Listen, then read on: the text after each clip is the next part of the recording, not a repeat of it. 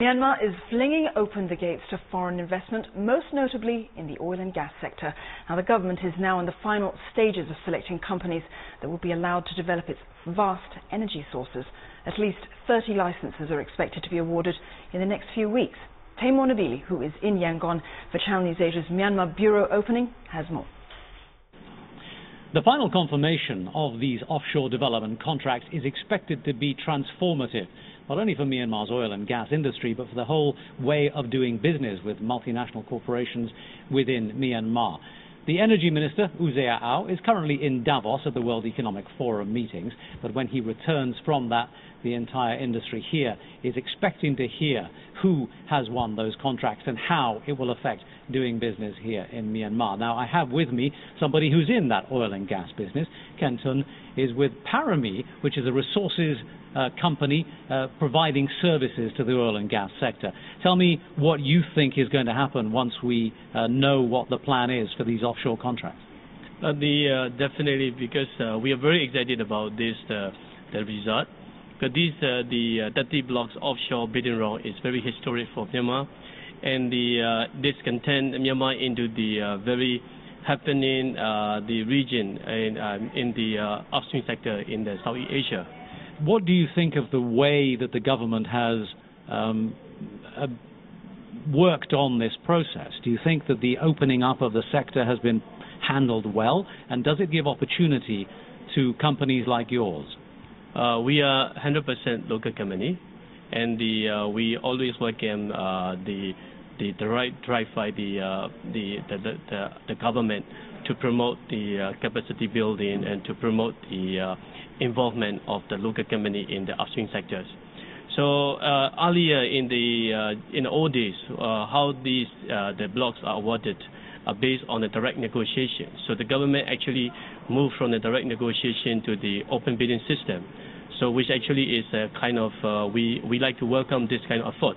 But in the future, we also look at the other international bids where they invite the third party like the KPMG or the Pricewaterhouse to assess the bids and to make it more transparent. So that we are actually looking forward to that in the future. You've been in this business as an entrepreneur for about a decade, right, but the government's changes to its rules have only been recently announced. Do you think that we're making progress in Myanmar with legislation, with the ability for you to do business? We have foreign investment law, and we have local investment law, the Myanmar Citizen Investment Law. So earlier we were joking about, okay, foreign investment law actually favors a lot of multinationals. So we wish to be not a local company, we wish to be the overseas company. But now the government is also pushing out the local investment law, which also will create a level playing field for the both international and the local. But what we actually more wish to see is this country has a lot of resources, and now a lot of people are very interested. And the question is how to make this economic development sustainable.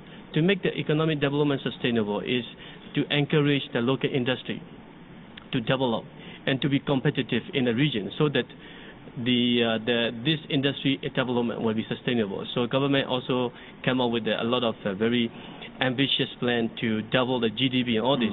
So having develop the local industry can actually easily achieve this the GDP goal.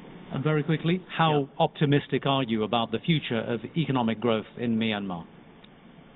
If we have a good policy in place, and we have very willing people and hardworking people, and resources are there. So now we are all relying on the waiting for the good policy to promote the sustainability of the development. So it's all depend on the good policy. All right, Ken, thank you very much. Thank you. Ken Tun of Parami Resources here in Myanmar, really putting into perspective all the challenges that this country is facing. There is obviously an enormous amount of opportunity, but there's also a degree of caution amongst the locals, that the government should handle the process of change appropriately, but also that they should avoid some of the historical problems of allowing multinational corporations into resource-rich countries like Myanmar. And that's it from Yangon.